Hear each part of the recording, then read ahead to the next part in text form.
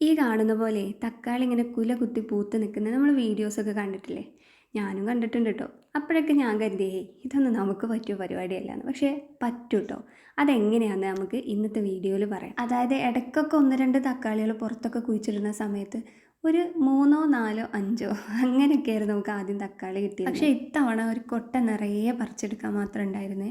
അപ്പം എന്താണെന്ന് ചോദിച്ചു കഴിഞ്ഞാൽ ഇത് ഞാൻ ടെറസിൽ ചെയ്ത കൃഷിയാണ് കേട്ടോ. ടെറസിൽ ചാക്കിലായിരുന്നു ഇത്തവണത്തെ കൃഷിയെ. അതായത് ഏകദേശം ഒരു 10-30 ചാക്കോളം മണ്ണ് നിറച്ചിട്ട് വെച്ചിട്ടാണ് ഇങ്ങനെ കൃഷി ചെയ്തുണ്ടാക്കിയത് കേട്ടോ. മണ്ണ് നിറച്ചു എന്ന് പറയുമ്പം അതിൻ്റെ പോട്ടിംഗ് മിക്സും പിന്നെ വളർന്നു വരുമ്പോൾ നമ്മൾ കൊടുക്കുന്ന കാര്യങ്ങളും ഒക്കെ എല്ലാം ശ്രദ്ധിച്ചു കഴിഞ്ഞാൽ ഇതേപോലെ അടിപൊളിയായിട്ട് തക്കാളി നമുക്കിങ്ങനെ പറിച്ചെടുക്കാം കേട്ടോ. പിന്നെ നമുക്ക് കടയിൽ പോയി തക്കാളി വാങ്ങേണ്ട ആവശ്യമേ വരുന്നില്ല കേട്ടോ. ഇതേ കണ്ടോ, ഈ ചാക്കിൽ മണ്ണ് നിറക്കുക എന്ന് പറയുമ്പം ഒരുപാട് മണ്ണൊന്നും നിറയ്ക്കില്ല കേട്ടോ.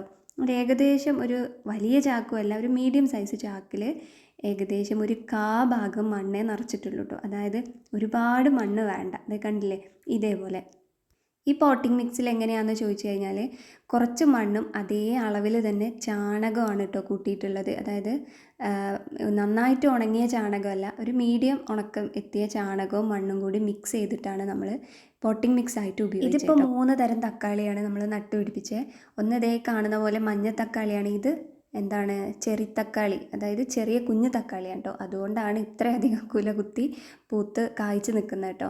അതേപോലെ സാധാരണ തക്കാളി, ഇങ്ങനെ 3 ടൈപ്പ് തക്കാളി നമ്മൾ നടാനായിട്ട് യൂസ് ചെയ്ത് കേട്ടോ. അപ്പോൾ ഇതിൻ്റെ വിത്തുകൾ നമ്മൾ ഓൺലൈനായിട്ട് വാങ്ങിയതാണ്. വിത്ത് നട്ടതിന് ശേഷം ഒരു 2 ആഴ്ച പ്രായമായ തൈകളാണ് നമ്മൾ ചാക്കിലേക്ക് മാറ്റേണ്ടത് കേട്ടോ. നന്നായിട്ട് വെയിൽ വേണ്ട കേട്ടോ, കുറഞ്ഞൊരു ഷാഡോ എന്നാൽ വെയിലുള്ള സ്ഥലത്ത് വേണം നമ്മളിത് വെക്കാനായിട്ട്. അതേപോലെ നട്ട സമയത്ത് നമുക്ക് എക്സ്ട്രാ ഒരു രാസവളങ്ങൾ നമ്മൾ ഉപയോഗിച്ചിട്ടില്ല കേട്ടോ. സാധാ ജൈവവളങ്ങൾ മാത്രമേ ഉപയോഗിച്ചിട്ടുള്ളൂ. ജൈവവളം എന്ന് പറയുമ്പോൾ ചാണകപ്പൊടി മാത്രം, പിന്നെ കുറച്ച് ആട്ടുംകാട്ടവും നമ്മളിതിന് യൂസ് ചെയ്തിട്ടുണ്ട്.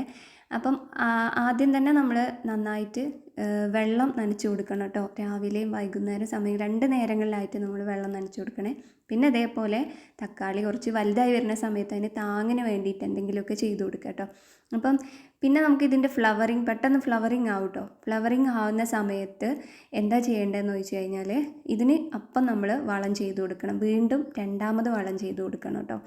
അപ്പം അങ്ങനെ വളം ചെയ്യുന്ന സമയത്ത് ഒന്നെങ്കിൽ നമുക്ക് ആട്ടുംകാട്ടോ അല്ലെങ്കിൽ ചാണകമോ വീണ്ടും ഇട്ട് കൊടുത്ത് അതിൻ്റെ മേലെ മണ്ണിട്ട് കൊടുക്കാം. അങ്ങനെയാണ്, അത്രയേ ഉള്ളൂ ഇതിൻ്റെ വളം. ഇത്രയും പരിചരണം കൊടുത്തു കഴിഞ്ഞാൽ തന്നെ വെറുതെ ഇങ്ങനെ കുല കുത്തി പൂത്ത് കായ്ച്ച് നിൽക്കുക. ഇനി മണിത്തക്കാളിയെക്കുറിച്ച് പറയുകയാണെങ്കിൽ ഇത് നമുക്ക് കറിയിലിടുന്നതിനേക്കാൾ ഇങ്ങനെ വെറുതെ എടുത്ത് കഴിക്കാൻ ഭയങ്കര ടേസ്റ്റ് കേട്ടോ.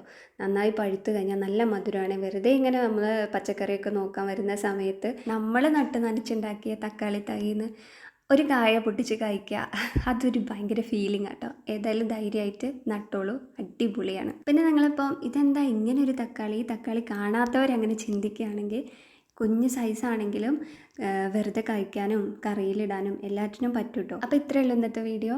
നിങ്ങൾ ആരെങ്കിലും ഇതേപോലെ ടെറസിൽ കൃഷിയൊക്കെ ചെയ്യുന്നുണ്ടെങ്കിൽ അതിനെക്കുറിച്ചുള്ള വിശേഷങ്ങളൊക്കെ നമുക്ക് കമൻറ്റിലൂടെ അറിയിക്കാം കേട്ടോ. അപ്പോൾ പുതിയൊരു വീഡിയോ ആയിട്ട് എത്തുന്നവരെ ബൈ.